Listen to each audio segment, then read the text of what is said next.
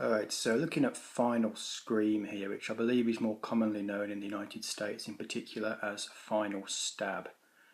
Let's go quickly into the story of this one. And basically you've got a manipulative rich kid called Kristen, this young lady here in the centre, who holds a surprise birthday party for her estranged sister at a remote estate that she has recently purchased in an attempt to heal the rift between her and her sister Angela. Now, with the help of some friends, she sets the birthday party up as a kind of a murder mystery weekend, which is supposed to act as like a dummy run for a new business venture she's hoping to run at the property. And invited along with her sister Angela is Angela's partner, Charlie, who is kind of troubled by a traumatic experience that he experienced a few years prior involving the murder of his parents. Now, the crux of it is that Angela and Charlie don't actually know that it's going to be like a murder mystery weekend. They just think it's a birthday party, so they're kind of in the dark and kind of being pranked, if you like, by the rest of the group being led by Kirsten. Okay, she even goes as far as to hire like a real actor to play the killer, who's going to be supposedly bumping off the characters, all in an effort to trick and kind of scare her sister and her boyfriend Charlie. Angela's boyfriend Charlie, that is, not Kristen's. And but as you can imagine, it's not long before things take a sinister turn. An actual uninvited guest shows up, if you like, an intruder of sorts, wearing a mask similar to the one that exactly the same as the one that the actor is wearing, who is portraying the killer. And this intruder starts bumping the guests off for real. So yeah, that's pretty much the story of it. Moving on now to the good points. And I think I mentioned this in my review of The Graveyard, so it's kind of a similar point, but the film does stick to and follow the conventions of the genre quite well. So for slasher fans, there's going to be things to enjoy, things that you're familiar with. For example, the mystery of the masked killer. You know, could it be one of the group when it's revealed when he or she is revealed at the end? There's a bit of like a twist-style ending. There's the isolated mansion estate with help really far away. And also the opening sequence is quite reminiscent of slasher films, although in this instance it turns out to be a dream sequence. But yeah, you'll be in familiar territory certainly if you like slasher films. It also kind of tags along with what at the time was quite a popular theme of being very self-aware of the genre, of course popularised mainly by Scream. And, you know, it sticks with that vein quite a lot, referencing Friday the 13th a few times, even Halloween at one point. So yeah, there's a lot of things to enjoy if you're kind of a slasher fan, I guess, in that sense. The second good point is that they do a decent job with the killer's outfit. It's kind of like Scream-style black robes and a kind of like a skull-type mask of sorts. It's hard to describe the mask really, but it's pretty decent. By no means great, but they do a fairly reasonable job of costuming the killer, if you like. So you know they deserve props there. Not the scariest, but I put a bit of effort in at least, so you can't complain. Although the third good point is that although most of the kills are quite boring and kind of repetitive, just involving simple stabbings, there are a couple of good ones that I thought a bit more effort had been put into that I did like.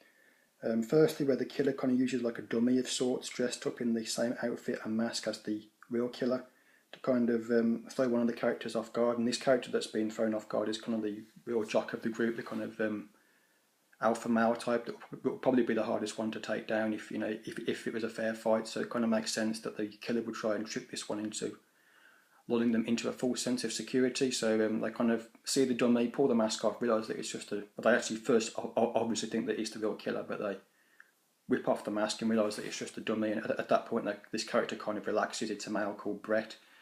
And then as he's relaxing and kind of walking out the door, the real killer attacks him unexpectedly, and that's kind of it's not great, obviously it's not great, but it shows a bit more thought than the other kills in the movie, and I thought it was kind of smart because it was a clever way of taking out the potentially strongest member of the group.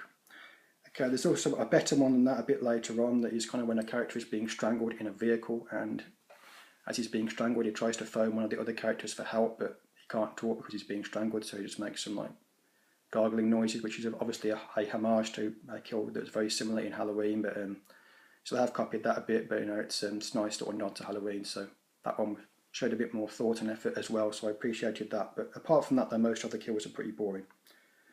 And finally, it's not really a plus point, but it's something worth mentioning. I'll count it as a plus point.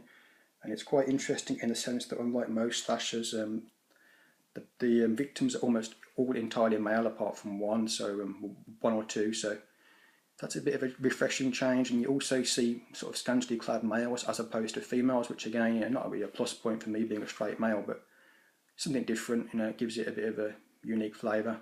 I believe it's supposed to be a hallmark of the director I've since read, but I don't think I've actually ever seen any of his previous work, so I wasn't really familiar with that kind of thing that he typically does, but apparently that's something that he does regularly. But for me, it was kind of something different. We're so used to seeing females being the main victims, so it was a bit of a change. On to the bad points then, and at times in particular in the early stages of the film, I thought it was a bit confusing, as it wasn't all that clear on what the relationship was between the characters. I'm sure that if you watched it on a second viewing and with the benefit of hindsight, it would all become really clear, but on first viewing, for me at least, I was a little bit confused as to how the characters all know each other. Do they know each other, and if so, how? Which ones have dated each other in the past, that kind of thing. It was all a bit confusing. Only a relatively small thing, and you do quickly work it out. Well, not quickly, but you work it out as the film progresses. But on first viewing, it is a little bit overwhelming. They don't do a great job of explaining how they all know each other and so on. Things can also get a bit repetitive at times throughout the film for the second bad point, with many of the kills, like I mentioned, just being very similar stabbings. And on top of that, there are too many occasions when characters kind of stumble across bodies or see murders happen, but because they think it's all part of the murder mystery weekend, they kind of dismiss it and just laugh it off. And that would have been cool just the once or twice, but they do it 3 or 4 times, and by that point it just starts to get really boring, and we've seen it all before. At the end as well, this is the third bad point, when it's revealed that the estate that the film is taking place in was actually Charlie's former home where his parents were murdered. It seems a bit out of character from what we've learned from Charlie throughout the film, because he's supposed to be kind of like a more working class character compared to the rest, who are kind of very affluent college rich kids, college dropout, or not dropout, but college graduate, sorry, rich kids. And he's like more of a working class character, so it seems a bit out of what we've heard of him previously for him to suddenly have been living previously in this kind of really nice mansion type building, so that doesn't really tie up. But again, that's such a small thing, but I just thought I'd throw it out there. And finally, the main problem with it really is that there is a few instances throughout the film where there's kind of lazy writing with little things that don't make complete sense or that aren't very clear, that do add to the sense of confusion that I mentioned earlier on. For example, it seemed unrealistic to me that Julie would find out about Charlie's parents after bedding her mother's shrink. I mean, why would he just randomly tell her that after they've had sex? I mean, Charlie's supposed to be kind of an outsider to the group, so would he really even be friendly with Julie? Probably not. Maybe she'd know him in passing, but she wouldn't be a close friend of his. So why would the psychiatrist or the shrink, whatever you want to call him, suddenly blurt out after he's had sex with Julie that her friend, or that her acquaintance, I should say, has had this troubled past? I mean, 1, it's breaking his code of ethics, and 2, it just seems really random for him to mention that. So seeing that Julie already was friends with Kristen, and Kristen already knew about this business with Charlie's parents, would have made more sense for just to have said to Patrick that Kristen told her. Sorry, so I thought that was a bit silly. I didn't explain that very clearly, but hopefully you follow me. Another thing is that after Angela finds out about the murder mystery setup, and everyone still seems to be going along with the idea that it's Steve should play dead. I mean, at this point, only Charlie doesn't know that the whole thing's a setup, so he's not even present at this time. He's run off somewhere, so if he's not present and if Angela knows, then why does Steve need to continue to play dead? It seemed really stupid. But that's, again, it's a small thing, but it's these little things that add up and make the film, kind of bring the film down in your estimation, as the more and more little things kind of pile up. It's also unclear exactly which characters know about the situation with Charlie's parents being murdered. I mean, obviously Kristen and Julie do, and Patrick after he was told by Julie, like I just mentioned, but it seems really cruel that the rest of the characters would go along with the prank to kind of bring back memories of that for him, because they don't really have any beef with Charlie. I mean, it's only Kristen really that has the issue with him, so it seems a bit far-fetched that they would all go along with this kind of really hurtful, cruel prank just to kind of keep in her good graces. I mean, I know they do hint at a few points that she's got access to drugs and they want to keep her sweet for that reason, but again, it seems a little bit far-fetched.